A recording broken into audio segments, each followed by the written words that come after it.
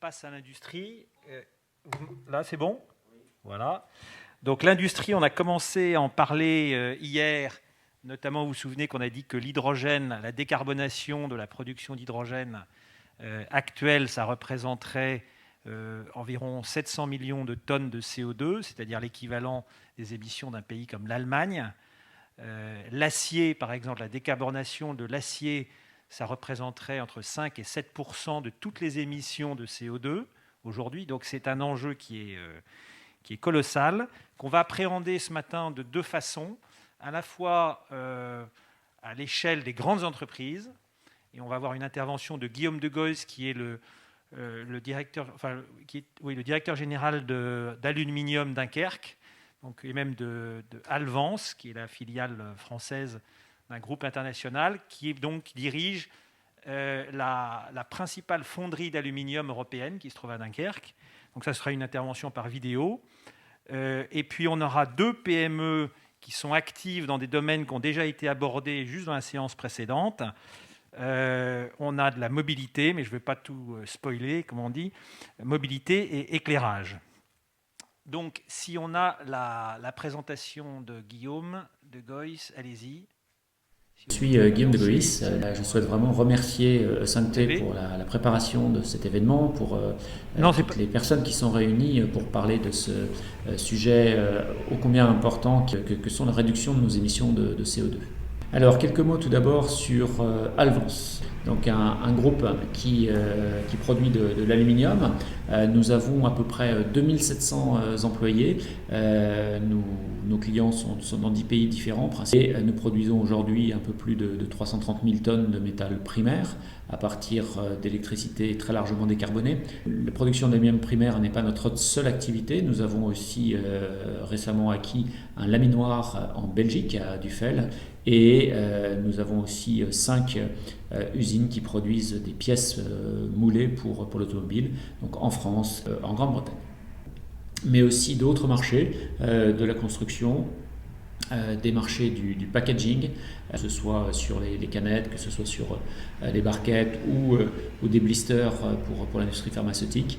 Nous sommes dans un groupe qui s'est fixé comme objectif très très ambitieux d'être neutre en carbone le plus rapidement possible et aussi vite que 2030, avec un objectif de servir nos clients sur le marché européen avec un aluminium qui soit le plus bas possible en carbone.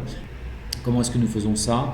Eh bien, il faut savoir tout d'abord que la production d'aluminium primaire est un très gros consommateur d'électricité. Eh bien, pour pouvoir baisser nos émissions globales et donc le contenu CO2 du métal que nous mettons sur le marché, nous devons aller vers un mix énergétique avec le contenu carbone le plus bas. Donc c'est déjà le cas avec nos actifs hydro en Écosse, et puis nous profitons aussi bien du mix très décarboné français. Deuxième élément, c'est de réduire aussi les émissions directement liées au process. Nous avons encore du chemin à faire, puisque aujourd'hui, la production d'aluminium primaire en émissions directes, c'est à peu près 1,8 tonnes de CO2 par tonne d'aluminium produit. C'est en amélioration constante, une percée majeure qui peut être réalisée de deux façons différentes, soit en utilisant un procédé qui est encore très expérimental aujourd'hui, qui s'appelle l'anode inerte, donc ça c'est une option, et puis l'autre option c'est de pouvoir capturer le CO2 qui est émis au niveau des cuves d'électrolyse, et donc nous explorerons ces différentes options. Et puis il y a le scope 3 qui est comment est-ce que nous délivrons nos produits à nos clients, donc en utilisant au maximum du transport bas CO2, que ce soit le train ou d'autres types de transports comme les barges, mais aussi réduire le contenu CO2 des matières premières qui rentrent dans la fabrication de notre aluminium. Et puis, et ce n'est pas l'initiative la moins intéressante, bien au contraire, l'aluminium a une propriété particulière d'être recyclable à l'infini, et donc à chaque fois que nous recyclons de l'aluminium, eh bien, nous n'utilisons que 5% de l'énergie qui est nécessaire pour produire de l'aluminium primaire. Et donc, quelques éléments qui viennent étayer ces initiatives pour aller vers la neutralité carbone en 2030.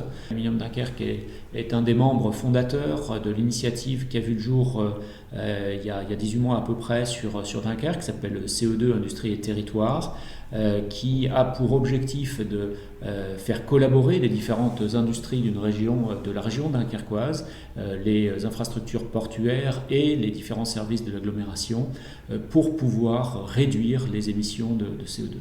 Que ce soit en partageant par exemple des boucles de chaleur, que ce soit en mettant en commun des savoir-faire, en attirant aussi des entreprises qui œuvrent pour réduire et capturer les émissions de CO2, la chaleur fatale, etc.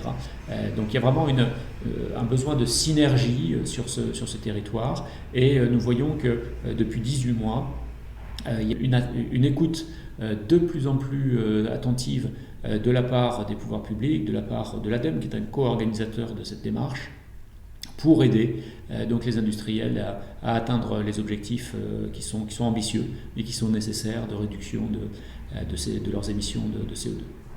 Un autre exemple concret, nous avons racheté il y a quelques mois donc, un laminoir en Belgique. Ce laminoir se spécialise dans la production de tôle en aluminium pour le secteur de l'automobile, ce qui permet aux constructeurs automobiles d'abaisser le poids des véhicules et donc de réduire là aussi la consommation. Enfin, toujours dans le domaine de l'aluminium primaire, donc notre smelter qui est basé en Écosse et qui fonctionne à partir d'énergie hydraulique, à partir d'un système de barrage que nous opérons, va dans les années qui viennent changer son offre de produits de telle sorte que Aluminium Lochaber puisse offrir au marché de la construction des produits qui seront très bas en termes de contenu CO2. Voilà, et puis dernière initiative, Alvance Aluminium Poitou est en train de préparer un projet donc, de ferme solaire en autoconsommation, là aussi avec pour objectif de baisser ses émissions de CO2. Je vous souhaite vraiment des belles rencontres sur ces 2 jours, et puis n'hésitez pas bien évidemment à reprendre contact avec nous à travers les liens que je vous ai fait suivre, ou bien évidemment à travers Luc Poyer qui se fera un plaisir de nous mettre en relation. Merci beaucoup et au revoir.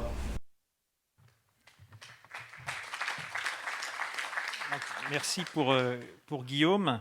Je ne sais pas si vous mesurez les étapes qui sont franchies, comme il a dit, depuis 18 mois par les industriels.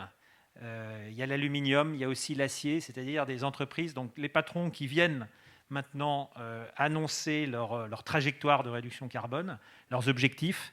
Donc là, c'est sympathique, c'est sur un écran de télévision, mais pour connaître cette entreprise, ça veut dire aussi qu'il y a une pression qui est mise sur le management par les actionnaire pour arriver en 2030. Il y a des processus, ça coûte très cher, c'est pas toujours évident. L'aluminium, c'est la face nord de l'industrie, c'est un des processus les plus difficiles à décarboner. Vous allez regarder, je pense que dans les semaines, mois qui viennent, vous allez voir que dans l'acier, on peut s'attendre à des annonces très fortes et des concurrences. Ce qui est nouveau, c'est que maintenant, les groupes vont se faire concurrence entre eux, et c'est très sain, sur l'objectif de décarbonation. Regardez, ça a commencé à être annoncé, et dans le plan hydrogène, un des enjeux, ça va être d'offrir un nouveau vecteur de décarbonation à cette industrie lourde.